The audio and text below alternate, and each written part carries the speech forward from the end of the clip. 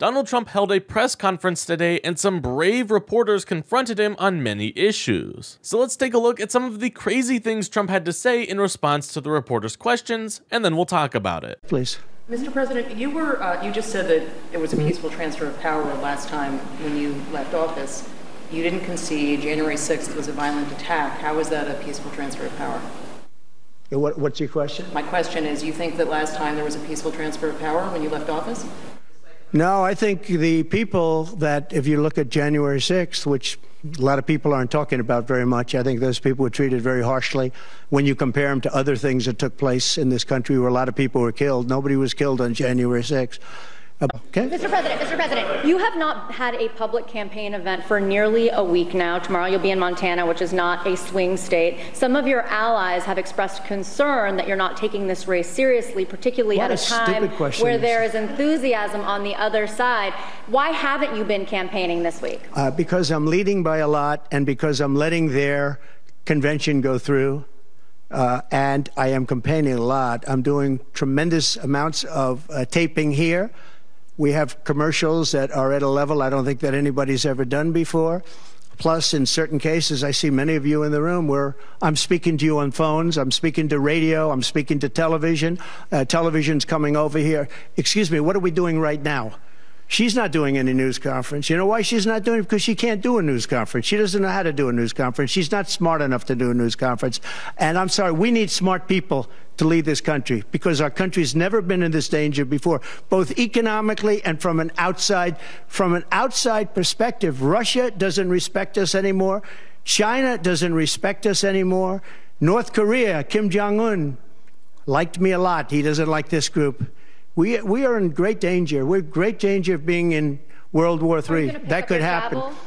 No, after their convention, yeah. And I'm going out, actually, I'm going out to certain places to help certain senators get elected. Not even for me. I'm trying to help when I go out to Wyoming or when I go out to Montana, or I'm going to different places to help people. And I don't have to go there because I'm leading those states, as you know, by 35, 40, 50 points. I'm leading by record numbers. I'm going because I want to help senators and congressmen get elected. Congressmen and women get elected. Yes, please. Yeah, go ahead.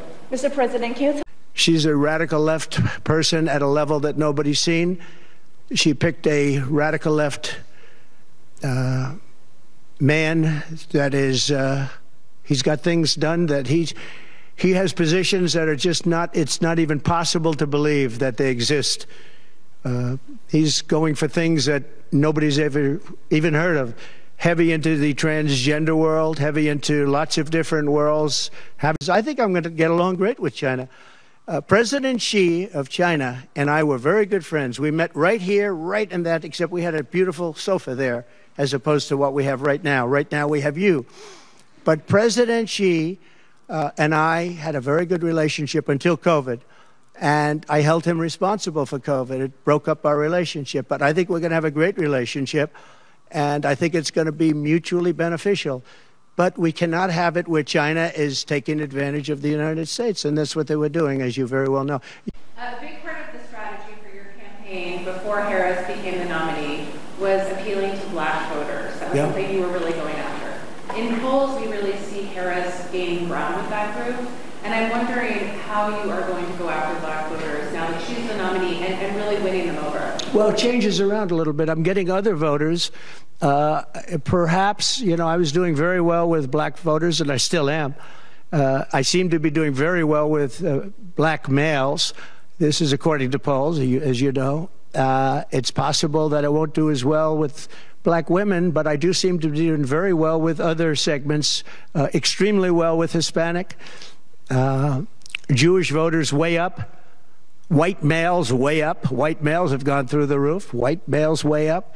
Oh my, that was a complete mess. To start, Trump said that nobody was killed on January 6th, and that's just not true. Within 36 hours, 5 people had died. 1 was shot by Capitol Police, another died of a drug overdose, 2 people had heart attacks, and 1 police officer had a stroke. And this is on top of the many people who were injured, including 174 police officers. And then there were an additional 4 officers who were at January 6th who committed suicide within 7 months of it happening. So no, January 6th was not a peaceful event and many people died because of it. Then Trump said that he was leading by record numbers, which is just not true in general. Maybe there was just one-off polls or charts that showed that, but in general, Kamala Harris is either tied with or is leading against Trump. And it's funny because in that same statement, he was saying that we need smart people to run this country. And I totally agree, which is why I will not be voting for Donald Trump this November. Trump also said that Kamala Harris and Tim Walz were left extremists, which again is just not true in the slightest. Anyone who has taken a look at what they stand for and believe in sees that they support left policies, but they are not extremist by any means. And anyone telling you differently has clearly not looked into what they believe in. And did you catch that sofa comment that Trump made? JD Vance definitely perked up his ears when Trump said that. And then in that last clip, we had Trump talking about different demographics supporting him, and I think he found his new slogan, white males way up. But I think it's also funny how he said it's possible that I won't do well with black women. Like, you don't say, Donald. He is already super unpopular with women, and despite him claiming so, I wouldn't say he's super popular with black men either. So he's definitely not going to be popular with black women. But it's just so amusing to me that he said it's possible. Like, there's a possibility that I might not be popular. Like, sure, Donald, whatever makes you feel better. Now, another thing I noticed is that he was seemingly forgetting things to say and was having some cognitive issues. And I think this is a sign that Trump might be getting too old and should consider stepping down. Just a thought. But overall, this whole press conference was a complete mess, and I think it shows just how insane Trump is. A second Trump term would be absolutely devastating to this country, and we have to do everything in our power to prevent that from happening.